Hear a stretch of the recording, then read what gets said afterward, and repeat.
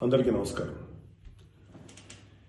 ఒక జనసేన కార్యకర్తగా కాదు, ఒక ప్రభుత్వానికి సంబంధించిన ఎమ్మెల్సీగా కాదు, లేకపోతే ఒక కుటుంబానికి సంబంధించినటువంటి వ్యక్తిగా కాదు, ఒక సినిమా మనిషిగా కాదు, ఒక మామూలు హ్యూమన్ బీయింగ్గా నేను ఈ మాట మాట్లాడుతున్నాను.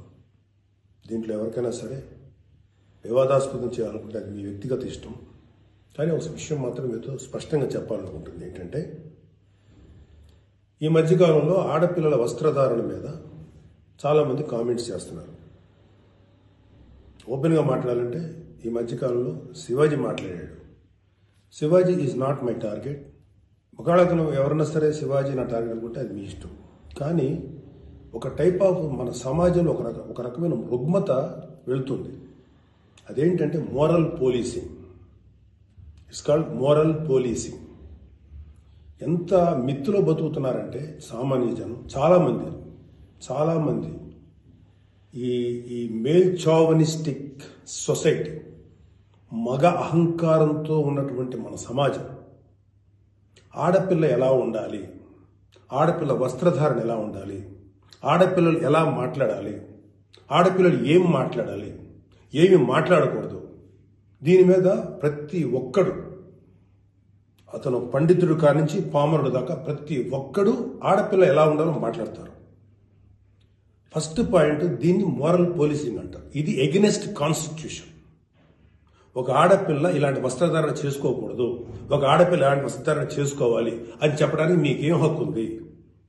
ఏ రైట్ ఉంది మీకు? అంటే మగవాడు కాబట్టి ఎవరి గురించి అని ఏదైనా స్వేచ్ఛగా మాట్లాడతారా? దురదృష్టం ఏంటంటే ఇలా మాట్లాడే మగవాళ్ళకు కూడా ఆడవాళ్ళ నుంచి ఒక రకమైన మద్దతు లభిస్తుంది. మనస్ఫూర్తిగా చెప్తున్నాను, ఖచ్చితంగా వాళ్ళ మనసు నుంచి వచ్చింది కాదు. అందరి యాక్సెప్టెన్స్, భర్త ఏమనుకుంటాడో, ఆ చుట్టుపక్కల మగవాళ్ళు ఏమనుకుంటారో, ఇంకొక వ్యక్తులు ఏమనుకుంటారో అనే మాట్లాడే ఆడవాళ్ళే తప్ప ఇన్నర్గా ప్రతి ఆడబిడ్డకి ఒక సెల్ఫ్ రెస్పెక్ట్ ఉంటుంది. ఎలాగో ఒక ఆడపిల్ల డ్రెస్ ఇలా ఉండాలని మనం అడుగుతాం, ఎలాగో ఒక ఆడపిల్ల ఈ డ్రెస్ వేసుకోవాలని చెప్తాం. ప్రపంచంలో ఫ్యాషన్ అనేక రకాలుగా మారుతుంటుంది. అది ఎలాగైనా ఉండొచ్చు. దయచేసి మన చెల్లెలు, మన తల్లి, మన చెల్లెలు అందరూ మనవాళ్లే, మన బిడ్డలే. ఆడపిల్ల కాబట్టి ఆ అమ్మాయి ఇలా ఉండాలని చెప్పే హక్కు మనకు లేదు.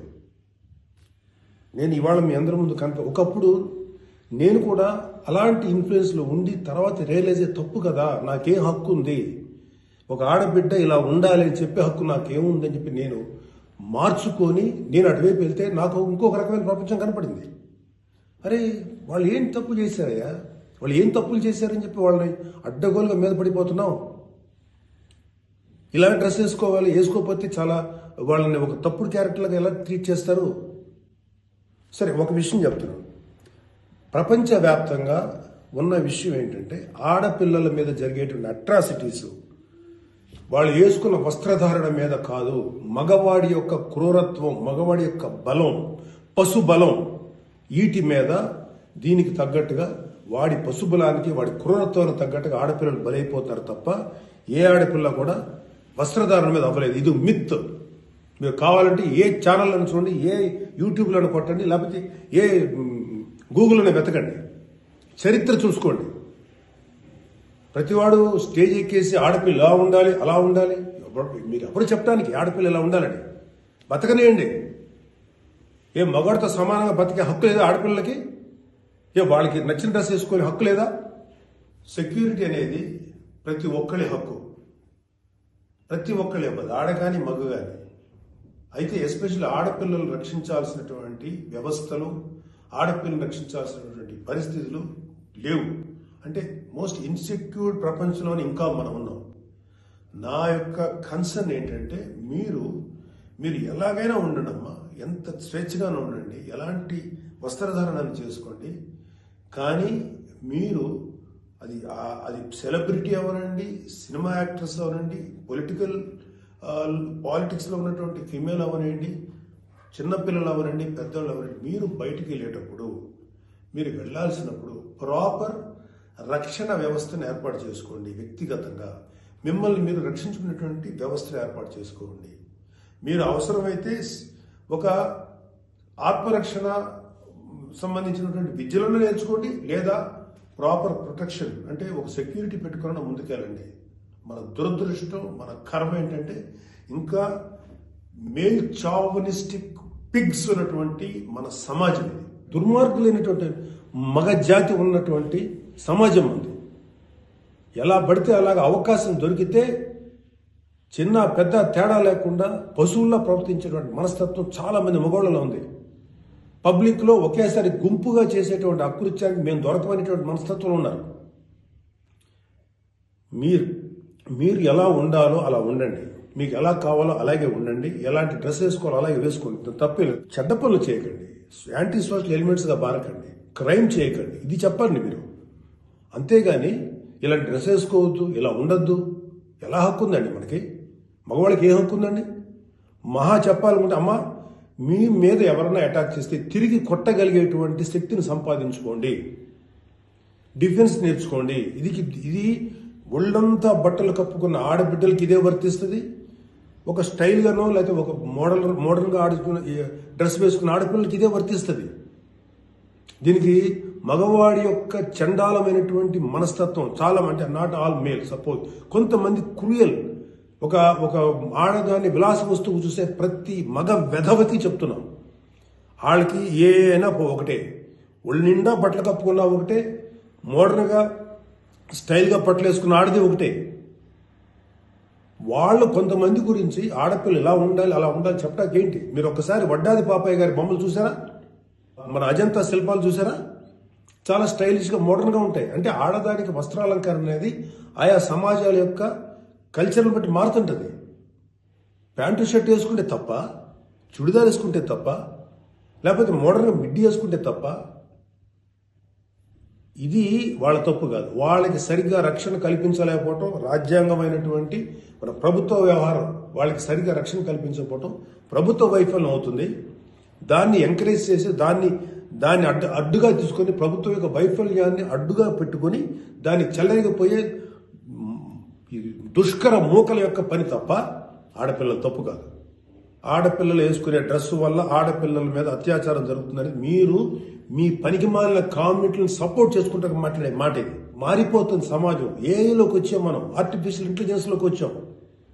ఇంకా ఆడపిల్ల ఇలాగ ఉండాలని చెప్పి మనస్తత్వం ఉన్న మగవాళ్ళని ఖండించండి. ఇన్ని కబుర్లు చెప్తున్నారు. నేను ఒకసారి లాంగ్ బ్యాక్ చెప్పాను, ముగ్గురు మహానుభావులు మాట్లాడిన మాటలు చెప్పాను. వాళ్ళు ఇలాగే కామెంట్ చేశారు. అప్పుడు వాళ్ళకి ఆన్సర్ చెప్పారు. ఇప్పుడు మళ్ళీ చెప్తున్నా, ఆడదాన్ని అవమానించిన ఏ ఒక్కడు కూడా బాగుపడలేదు. మన పురాణాల ప్రకారం ద్రౌపదిని నడి సభలో అవమానించిన ప్రతి కౌరవుడు సర్వనాశనం అయిపోయాడు, ఇంక్లూడింగ్ భీష్మాచార్యుడు, ద్రోణాచార్యుడితో సహా. ఇప్పుడు నేను మాట్లాడినాక నాకు 100 కామెంట్లు పెడతారు మీరు, నాకు తెలుసు. అయినా నేను నా వాయిస్ ఓపెన్ చేయకపోతే తప్పు చేసినాను అవుతాను.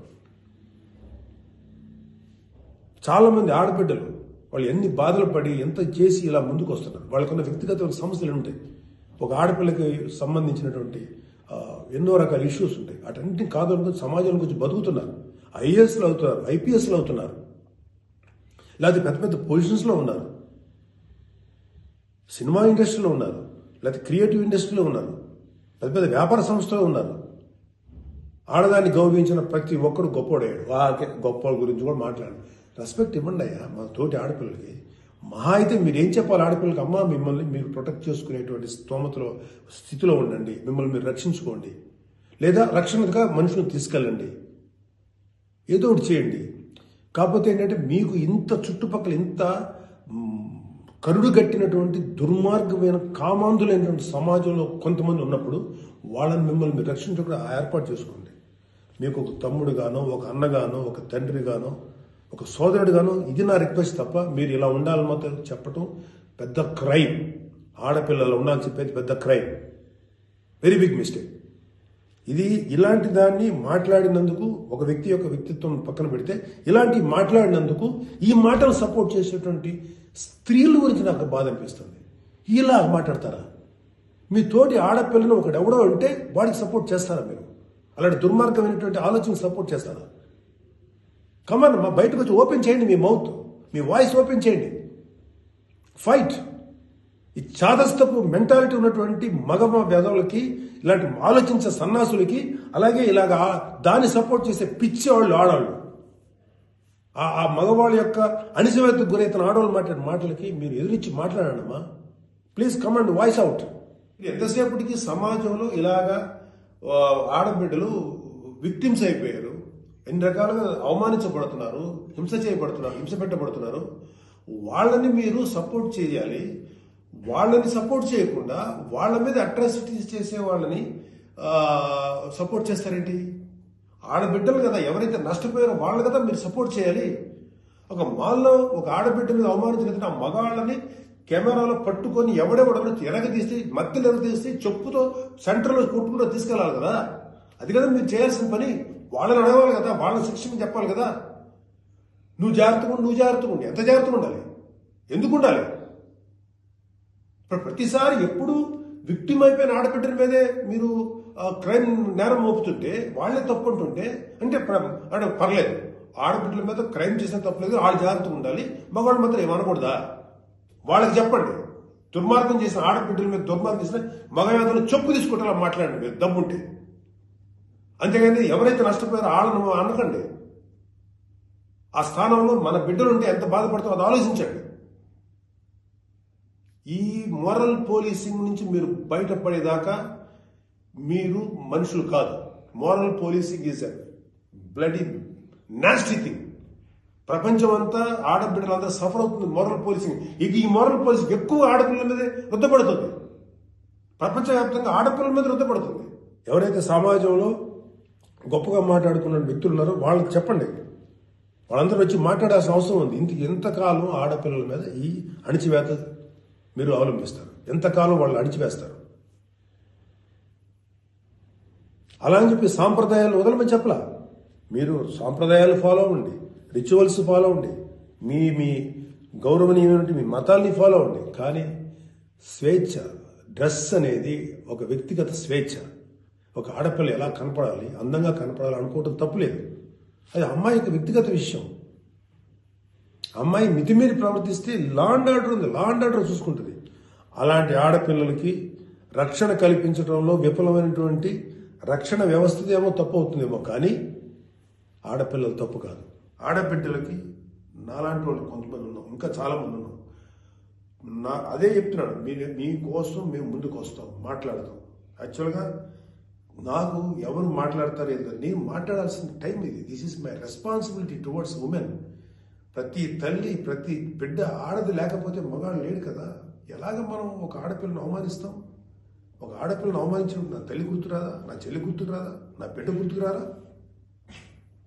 ఇదే చెప్తున్నాను. ఇలాగ ఎవడైతే సమాజంలో ఆడపిల్ల ఇలా ఉండాలని చెప్పారో వాళ్ళకి చెప్పు తీసుకొట్టేలాగా మీరు సమాధానం చెప్పకపోతే, ఇప్పటికైనా మీరు వాయిస్ అవుట్ చేయకపోతే మిమ్మల్ని మీరే నష్టపరుచున్నట్టమ్మా.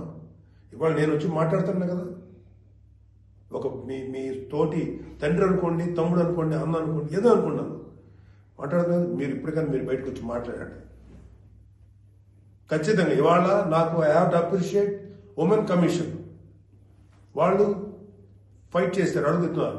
అలాగే కొంతమంది ఆడపిల్లలు అడుగుతున్నారు. అడిగే వాళ్ళని తప్పంటారండి. Non sense. ఫైట్ చేయండి అమ్మా. మాలాంటి వాళ్ళు మీకు ఎప్పుడు సపోర్టే ఉంటాం. Please fight against this inhumanity. ఈ దమనకాండకు వాళ్ళకి దుర్మార్గం ఆలోచనకు మీరు ఫైట్ చేయండి అమ్మా. But come out, voice out.